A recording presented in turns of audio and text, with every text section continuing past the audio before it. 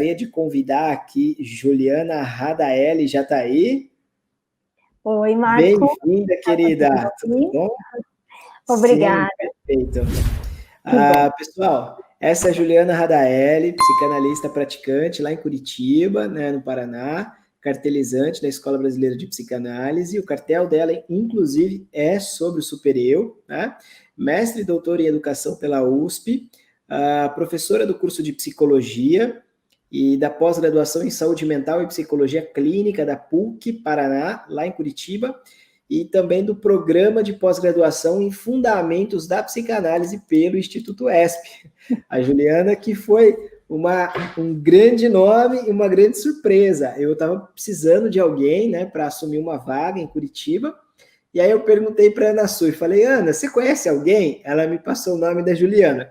Aí a Ana Sui falou, fala com a Juliana, tal, beleza. Aí eu perguntei depois para Sandra Mosella. Falei, Sandra, a Juliana, você conhece ela? A Sandra falou, olha, pessoalmente muito pouco, mas ela é excelente. Eu falei, legal, então eu estou no caminho certo. Aí fui perguntar para alguns alunos, o pessoal falou que sim. Marco, amei a ideia, amei a possibilidade de ter aula com ela aqui em Curitiba de novo na pós-graduação de vocês. Juliana, querida, por gentileza, fica à vontade, que agora... Obrigada pela apresentação, Marco. Fico muito contente com esse retorno das colegas e dos alunos. Só uma coisinha, explicar como vai funcionar aqui, tá? Eu estava esquecendo. Você vai ter, depois qualquer coisa o Ferdinando me corrige, mas se eu não me engano, é 30 minutos de fala, tá? E aí depois tem mais 15 minutos, aproximadamente 15 minutos de bate-papo com o pessoal, tá bom? Que bom. Olha aqui, ó, Juliana é fantástica mesmo, acertou sim na escolha, professora incrível. Que bom, que gentil, muito bom isso. Eu agradeço o convite, né? Agradeço a indicação, Ana Sui também, né? Uma colega minha de PUC. Fiquei muito, assim, feliz com esse evento, quando percebi que tinham vários colegas, os quais eu tenho bastante apreço. E também professores que foram meus professores na USP, Rinaldo Voltolini e Christian Dunker, né, os quais eu convivi por um tempo, quando estive em São Paulo.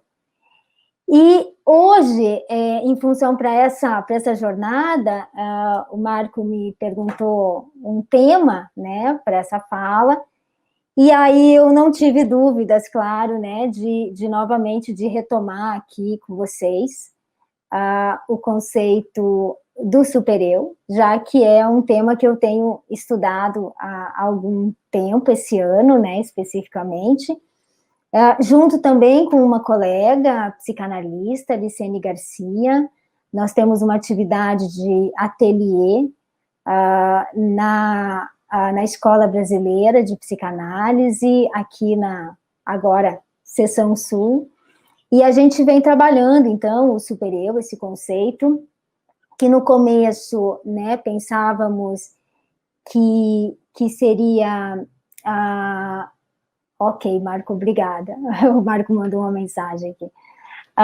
Pensávamos que iríamos trabalhar esse supereu tão divulgado, né, na psicanálise como sendo um herdeiro do complexo de Édipo, e de repente a gente se viu trabalhando uma série de pontos, né, da teoria freudiana, que me parece que ficaram um tanto que um pouco deixado de lado pelos analistas da segunda geração de Freud, mas que o Lacan consegue fazer leituras muito pontuais, né? Acho que Marco, Alexandre estavam falando um pouco disso, né, na fala deles anteriormente, o quanto Lacan soube ler com muita precisão os conceitos, né, que Freud nos apresentou.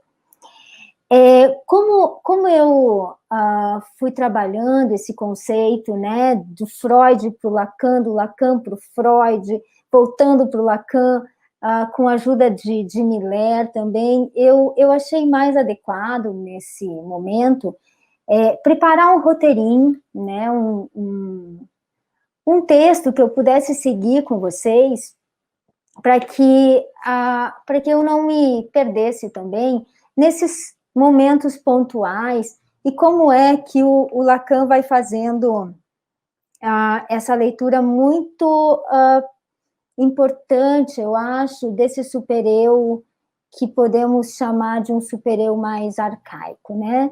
Ou seja, não só o supereu como herdeiro do complexo de Édipo. Então, eu vou trabalhando, é um texto relativamente curto, mas eu vou lendo e trabalhando isso com vocês, para não ficar uma leitura, né? Então, no texto, né, a minha referência foi o texto de Miller, A Clínica do Supereu, é um texto que está publicado nas Conferências Portenhas, tomo 1. O Miller, então, nos diz que a intuição central do Lacan foi a divisão do sujeito contra si mesmo. E não como o que é mais comum a gente reconhecer como a teoria importante de Lacan, o inconsciente estruturado como uma linguagem. Para o Miller, foi realmente o supereu, né, o conceito que cativou Lacan.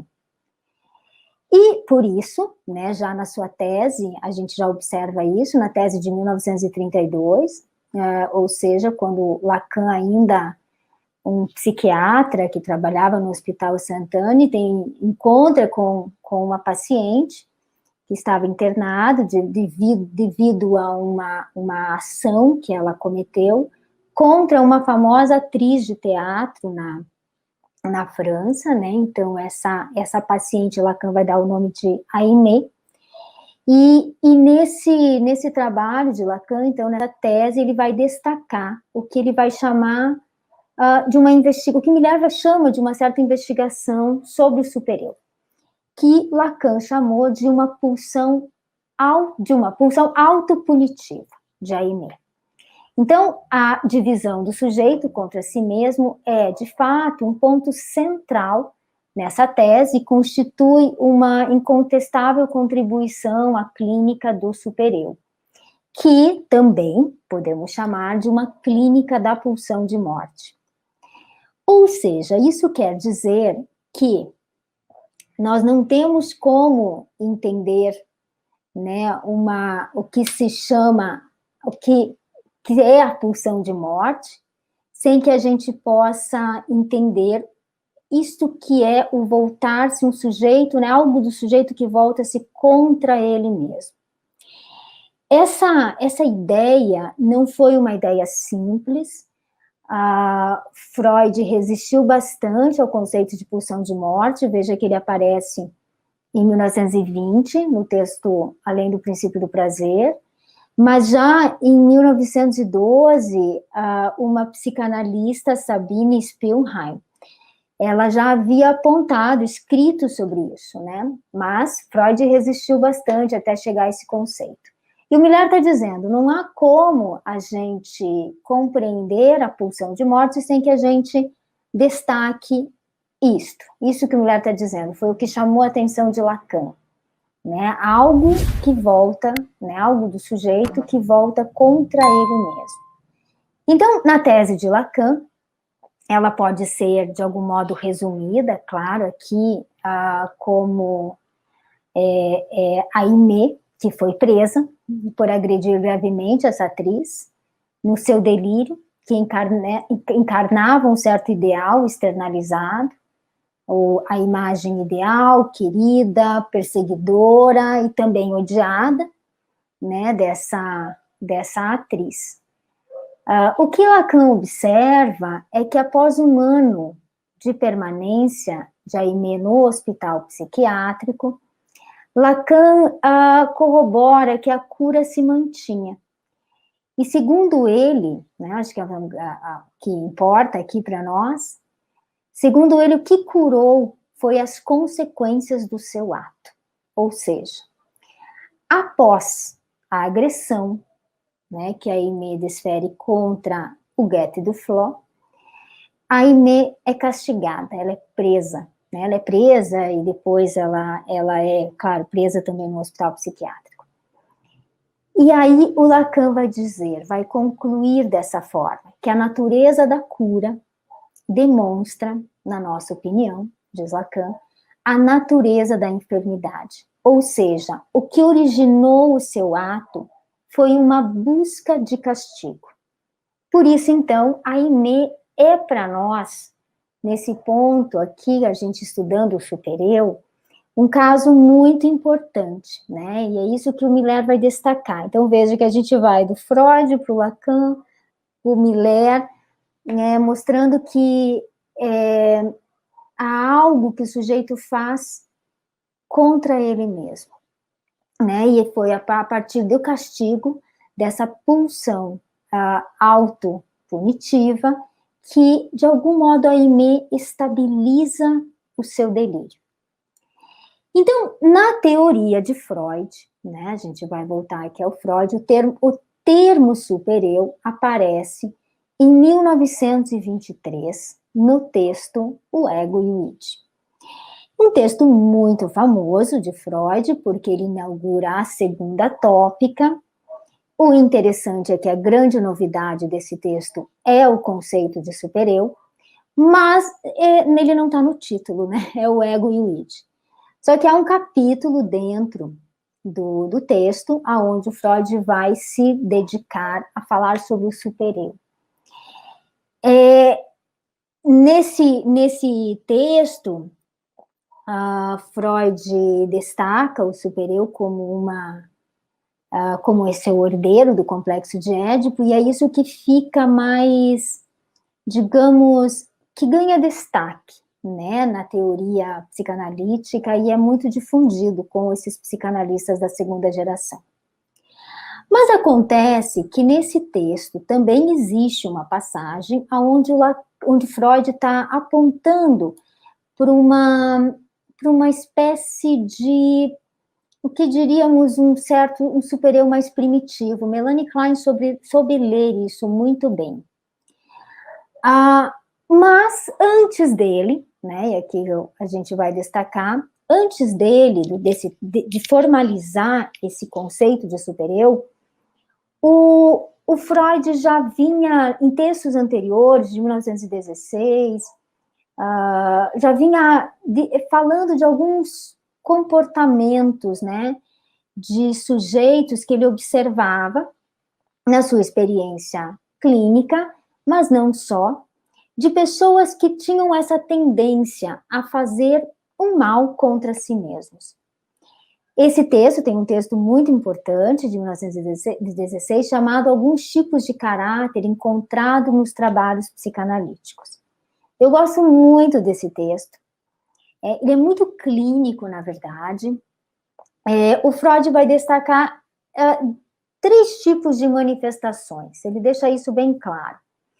Ele vai falar das resistências que certos pacientes apresentam no tratamento. Ele fala de sujeitos que praticam atos delinquentes devido ao sentimento de culpa. E ele também fala de pessoas arruinadas pelo êxito, né? Pessoas que não conseguem satisfazer algum desejo. Então, esse texto, ele indica, me parece, com o nome de caráter, alguns tipos de caráter encontrados no trabalho psicanalítico, assim o título, o que, depois de 1920, vai vir a ser o conceito de pulsão de morte. Então, Freud descreve alguns casos onde a cura se vê ameaçada pela resistência, chama a atenção do Freud, né? Alguns pacientes que, quando o médico estava contente com o resultado, ou seja, o resultado seria a eliminação do sintoma, de repente, o sujeito agarra no sintoma novamente, né? Então, ele explica alguns casos de pacientes, né, onde era incapaz de tolerar uma certa felicidade e, por isso, se aferravam ao sintoma. Então, o sujeito não está disposto a melhorar porque não quer abandonar um sofrimento, diz o Freud. Outros tipos que ele vai descrever são esses que triunfam ao fracassar. Freud traz o exemplo de um professor universitário que nutria um grande desejo de ser sucessor do mestre que o indicara para o trabalho. Quando o professor mais antigo se aposentou e seus colegas o escolheram para a vaga, ele começou a hesitar, a se depreciar, dizendo não estar à altura para ocupá-la. Veja que aqui tem uma palavra interessante, né? A depreciação. Não é só um medo, uma insegurança de assumir um novo cargo, mas uma depreciação, né? Um tema que, uma expressão que o Freud também destaca lá em Luto e Melancolia. Né? Os sujeitos melancólicos têm uma forte tendência a se depreciar, sem que isso lhe cause vergonha, é o que chama a atenção do Freud. A explicação que ele dá é que os desejos são facilmente tolerados quando eles permanecem na fantasia, mas são ardentemente rejeitados tão logo se aproximem da realização. Assim, podemos dizer que em muitos casos há sofrimento na satisfação, ou uma satisfação no sofrimento. É como dizer, né, que o sujeito fica mal quando as coisas vão bem, ou fica bem quando as coisas vão mal. Por não suportar uma felicidade, eles buscam a desgraça e se satisfazem nela. Outro exemplo que o Freud, então, destaca são de sujeitos que sentem alívio por cometerem um delito. Mas não por cometerem o delito, mas pela consequência do delito, que é exatamente o que Lacan vai destacar no caso de Aimé. Porque ao cometerem o delito, eles são punidos. Então, o Freud vai dizer que, segundo ele, né, esse ato é uma consequência do sentimento de culpa que eles experimentam. Então, a punição pode vir como um freio ao gozo, que o sujeito não pode regular. Isso já é um termo lacaniano, né? Veja que eu estou misturando aqui as duas teorias, já que a palavra gozo não aparece na teoria freudiana. Mas sim, a punição viria como uma forma de regular esse excesso que o sujeito não consegue dar um outro destino. Por isso, o sentimento de culpa se fixa numa ação concreta. Algum tempo depois, né, em 1930, no texto O Mal-Estar da Civilização, que é um texto interessante porque Lacan, inclusive no Seminário 7, o indica como leitura obrigatória a todos os analistas, o Freud vai propor aqui já uma gênese, né? Ele vai tentar buscar a origem do supereu. Então é muito interessante, na página 127, a minha edição é da Imago, mas é o capítulo 7, que é onde ele está falando sobre o supereu, nesse texto, né, o mal-estar na civilização. O Freud está se perguntando quais os meios que a civilização utiliza para inibir a agressividade.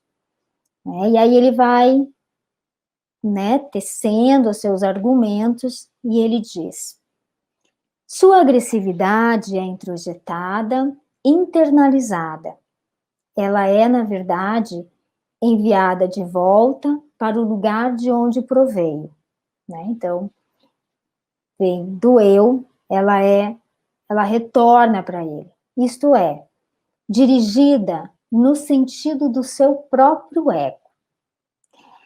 Aí é assumida por uma parte do ego que se coloca contra o resto do ego, como o superego. E que então, sob a forma de consciência, está pronta para pôr em ação contra o ego a mesma agressividade rude que o ego teria gostado de satisfazer sobre outros indivíduos, a ele estranhos. Me parece, né, que ele nos dá aqui uma descrição muito precisa né, de como é que isto vai se constituir, a gênese desse supereu, e é disso que Lacan vai destacar, né? Então, é por isso que o Miller, lá no começo da minha fala, eu cito que o Miller diz, o que cativou Lacan foi a divisão do ego, né? Isto que se volta contra o próprio eu. Freud articula de forma incontestável o supereu com a divisão do sujeito contra si mesmo. E, portanto, obviamente, com a pulsão de morte. Então, podemos dizer que o Freud constrói, né, o supereu como uma instância que proíbe e regula o gozo, tal como sustenta os pós-freudianos. Né? Então, se a gente pega lá os textos, texto do narcisismo, a gente tem uma localização, né, esse termo ainda não existia, mas se pega mesmo o texto O Ego e o Isso, a gente tem um supereu muito próximo, inclusive quase como sinônimos de ideal do eu. Né? Então, a gente tem lá a complexo edipiano, uma interferência, né, do pai, isso lá o Freud vai trabalhar dessa forma, que vai possibilitar aí uma interdição do incesto, da relação da criança com a mãe. Nisto produz um endereçamento dessa criança agora para um ideal de eu. A gente vê, de algum modo, que o supereu, né, nesse texto de 1923, ele vai se aproximando dessa instância do ideal do eu. Então, a gente tem, sim, né, claro, esse conceito de um supereu que proíbe e regula o gozo. Proíbe e regula porque o supereu estaria, assim, junto com o eu ideal, dizendo, olha, você não pode ficar nesse lugar com sua mãe, já que esta relação desta mulher é comigo. Então, ele regula, ele separa, ele coloca um certo limite. A criança, então, o menino edipiano, diante dessa interdição, né, faz uma saída do Édipo e vai se envolver, se relacionar com outros objetos que estão para além da sua mãe. Então, nós temos uma relação do superego desta forma. Então, é o que nos indica Miller, né, que o supereu não é apenas esse. Acho que essa é a grande mudança, porque, durante muito tempo, fiquei estudando muito supereu pela via disso que regula o gozo, mas o Miller diz que ele não é só isso. Na verdade, o supereu tem uma função de restringir a satisfação, mas o supereu é também, fundamentalmente, pulsão de morte. Então, ele não só restringe, colocando um certo limite na relação ali da criança com a mãe, no Édipo, mas ele também é pulsão de morte. Freud segue a sua exposição com a elaboração de um encaminhamento causal. Né? Ele vai buscar, ele está nesse texto aqui de 1930, tentando entender a causa do supereu, acerca do aparecimento do sentimento de culpa. Então, diz ele, o sujeito tem medo de perder o amor do outro, imprescindível para protegê-lo frente a todo tipo de perigo, e renuncia uma satisfação pulsional. Ele renuncia, esta renúncia gera uma agressividade contra o outro, que o sujeito reprime para não perder o seu amor. A repressão dessa agressão se converte em supereu que pedirá mais renúncias. É aqui, então, que as coisas se esclarecem, né? Então, nós estamos falando de uma criança ainda numa relação anaclítica com o outro, de uma total dependência quando nascemos.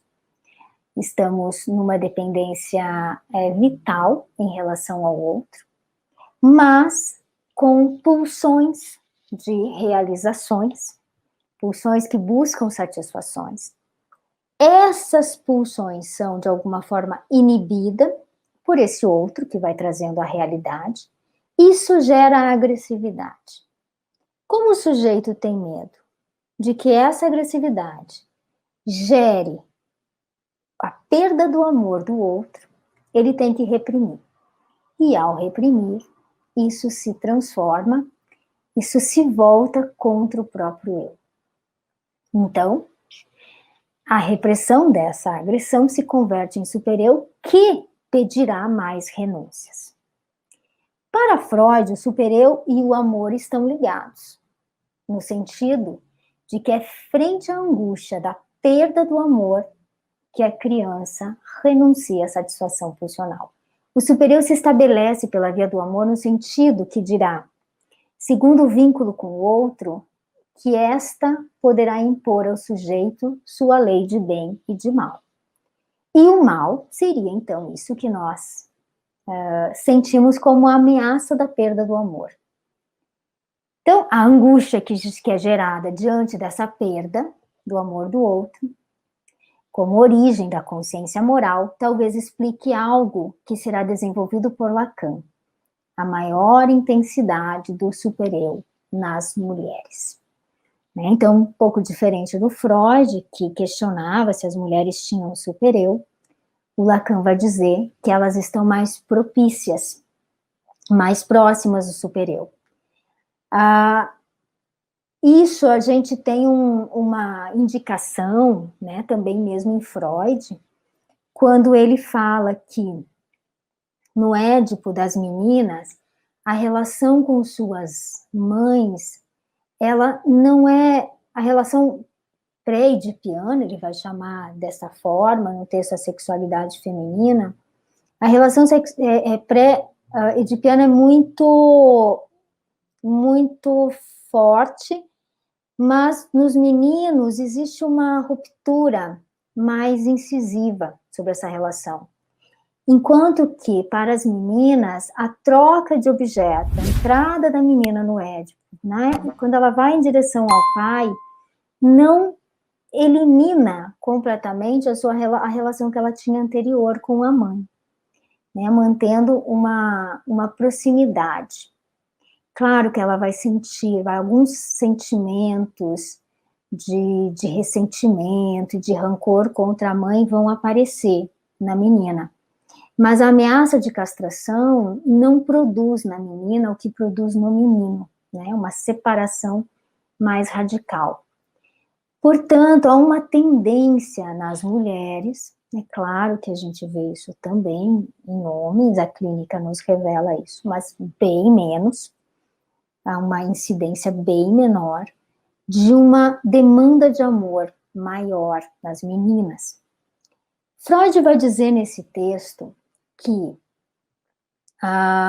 essa relação com a mãe, ela pode vir a se tornar da ordem de uma catástrofe, que Lacan chamará isso depois, né, dará muita importância a isso, chamando de devastação. Bom, então, já estamos aqui no campo, né, dessa gênese do supereu, que o Miller, no seminário Banquete dos Analistas, vai indicar que a renúncia da satisfação pulsional não acalma as exigências do supereu, mas as reforça. É um certo paradoxo, né? O supereu pede a renúncia, mas não se aquieta com ela, pede mais, e excessivamente.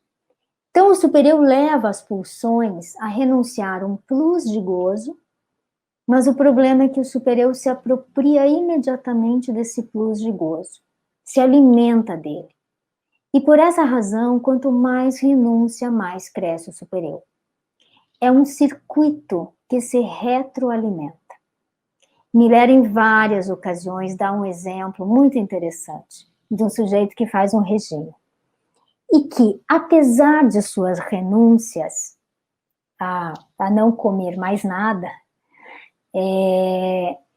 nem geleia, nem outra coisa, ao mesmo tempo está cada vez mais gordo. Por que isso acontece? Ele se pergunta, né? E ele responde, porque se come a geleia.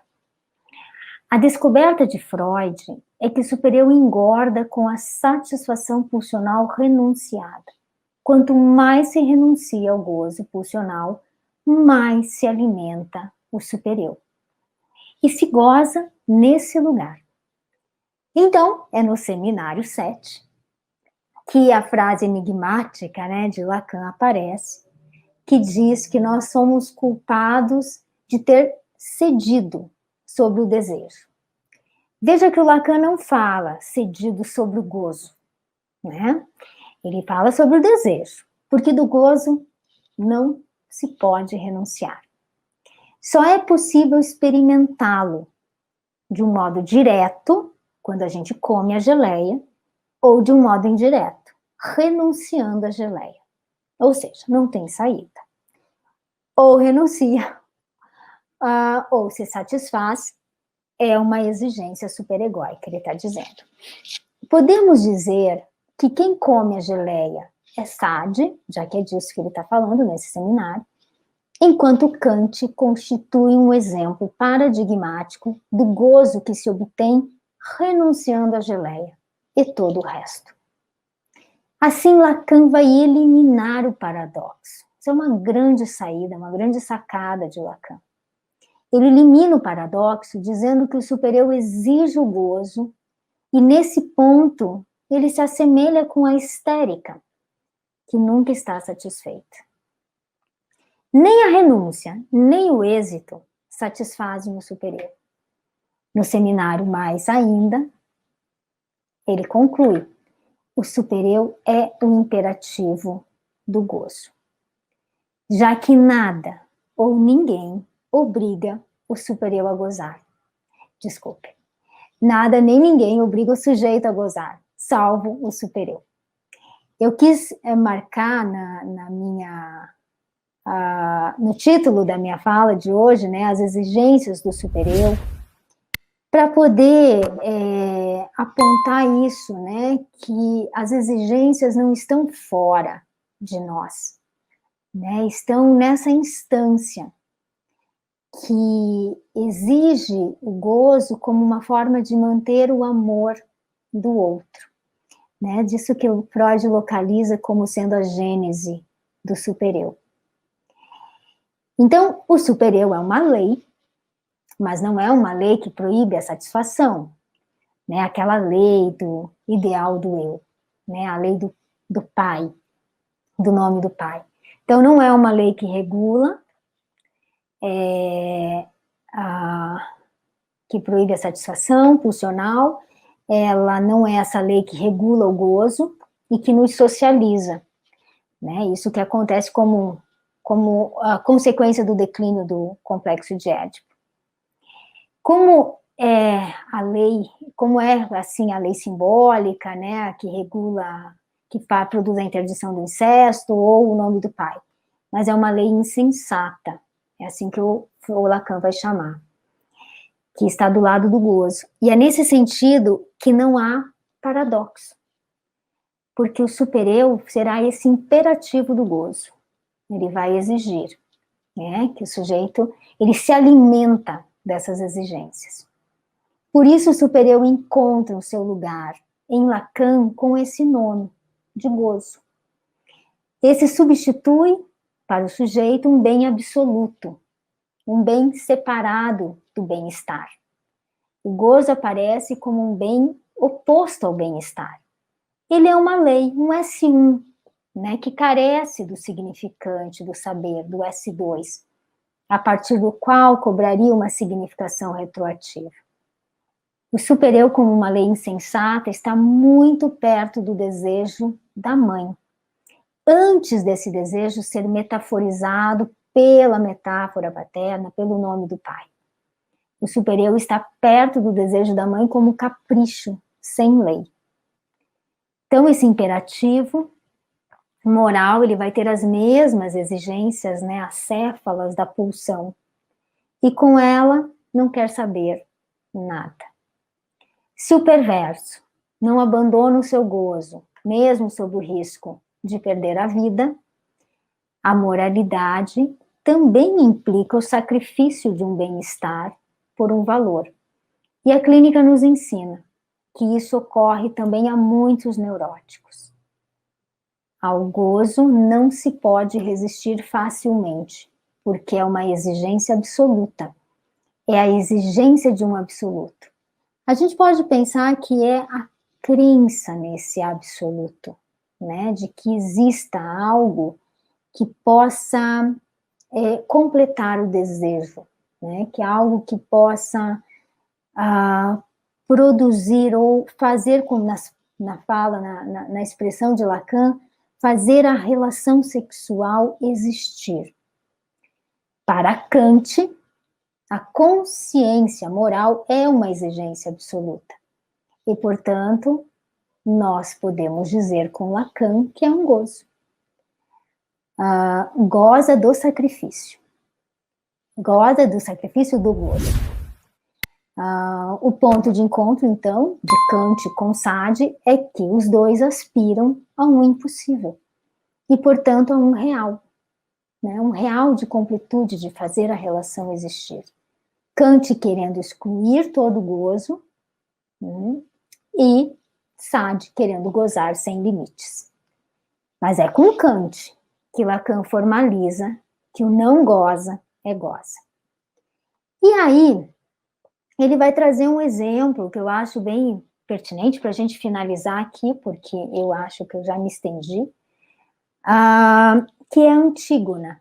Né? Antígona é um dos exemplos que o Lacan utiliza para falar do supereu,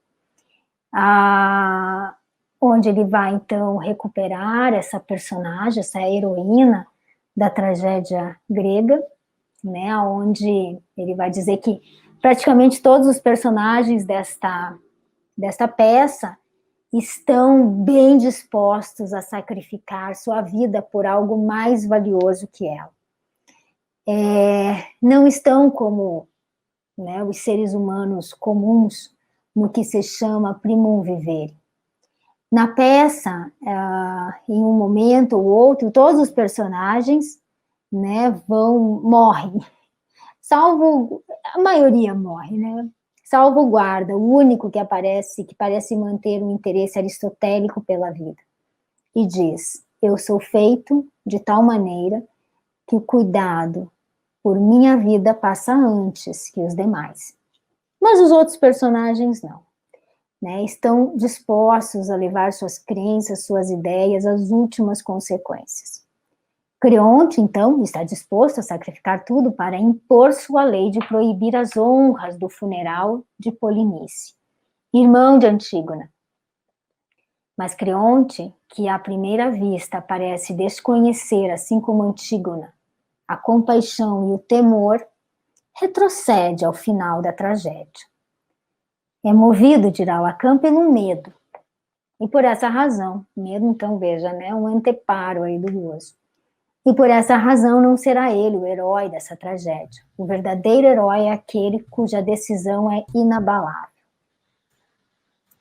Antígona quer cumprir com seu dever. Transgride a lei de Creonte, que proíbe enterrar seu irmão. E ela faz em nome das leis dos deuses.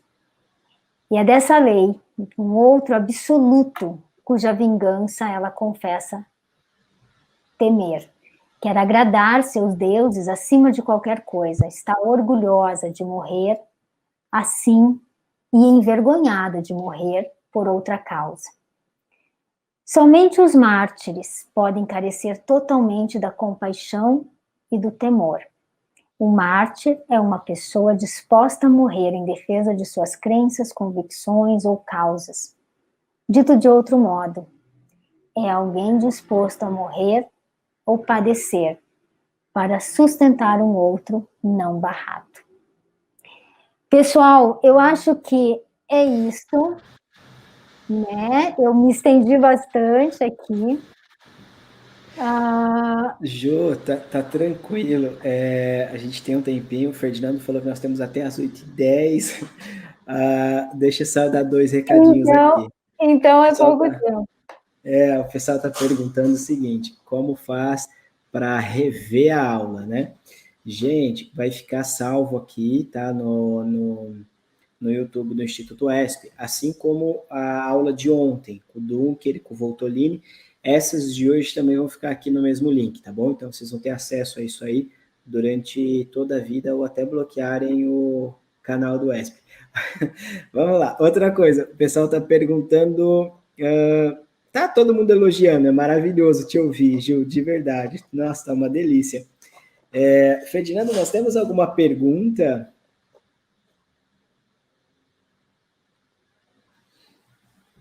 Aí, uma pessoa super egóica nunca está satisfeita com nada? Sheila Vanessa. Sheila, que pergunta, gostei da sua pergunta. Eu acho que você capturou bem isso, né? É impossível a ter a satisfação. Porque o que eu tenho observado é que o superior vai exigir mais.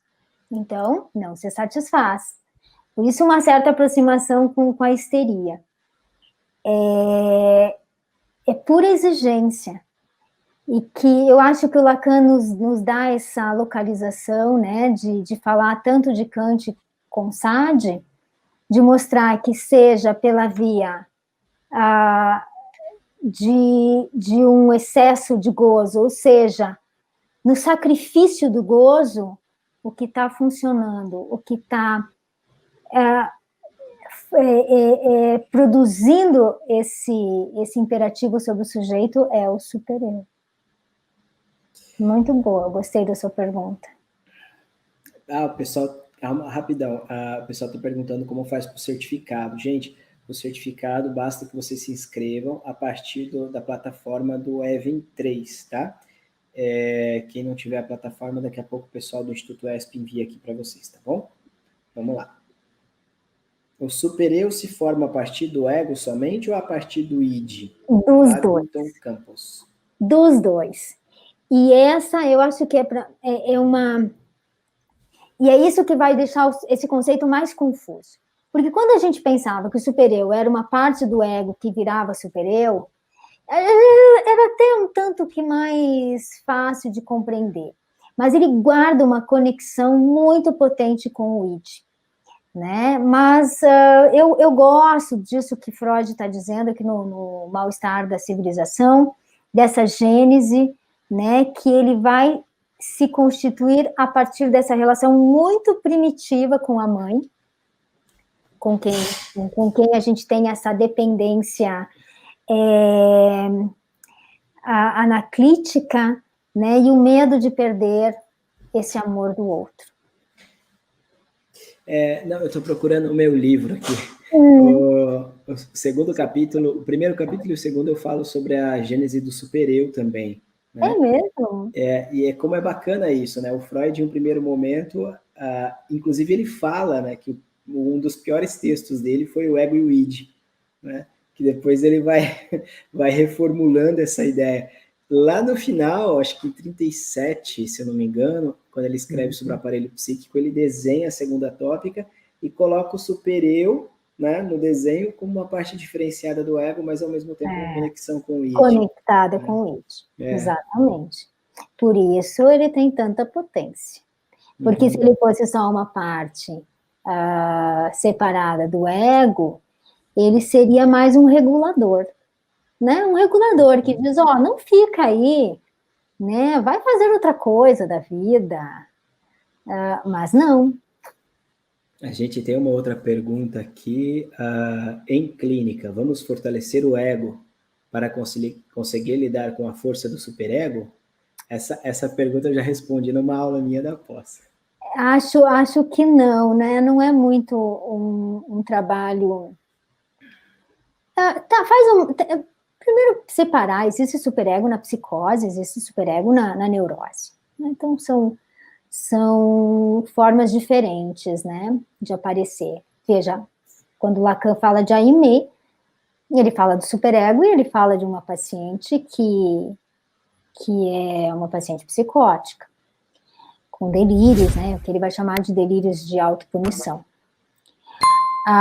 Mas o que parece que que é um direcionamento clínico, seria que o sujeito, ao aceder ao seu, não ceder do seu desejo, e aí nós estamos falando de um conceito que implica a falta, né? Portanto, é quando você perde a esperança de que a completude virá, quando você perde a esperança de que uma relação sexual possa se concretizar, a tendência, o que me parece, é que exista um esvaziamento do supereu, né? Já que o supereu é uma exigência de gozo, como aqui a gente falou no texto, né?